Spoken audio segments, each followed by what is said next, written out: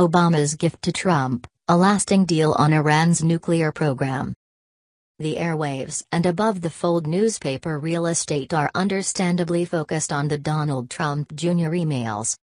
But Friday also marks 2 years since the conclusion of one of the most successful deals in modern diplomacy, the negotiation of the Iran nuclear agreement.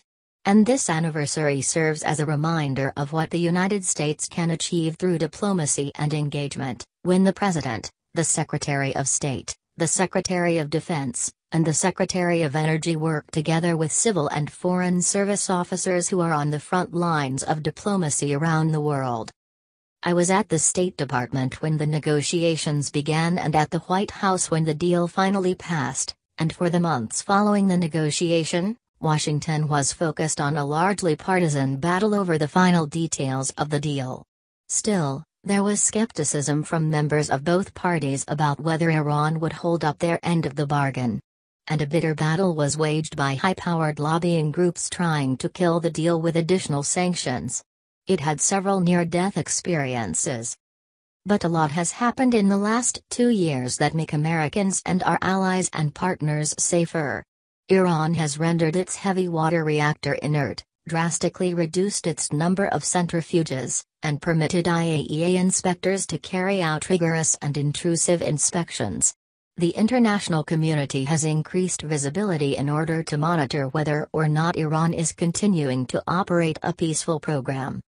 And the benefits are not just to the safety of citizens here. This has given other Middle Eastern countries the space to pull back from the precipice of a nuclear arms race, shored up existing non-proliferation regimes such as the Non-Proliferation Treaty, NPT, and eliminated an existential threat to the United States, Israel, other regional allies and partners, and the global order upon which we all depend. It is working. No one is saying the Iran deal is perfect.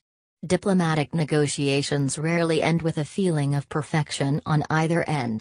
Diplomacy includes making concessions that move all sides toward our ultimate goal. In the case of the Iran deal, we clearly would have preferred to get additional concessions from the Iranians about ballistic missile development and other activities, but in order to keep our coalition together we had to be focused and deliberate. And it paid off.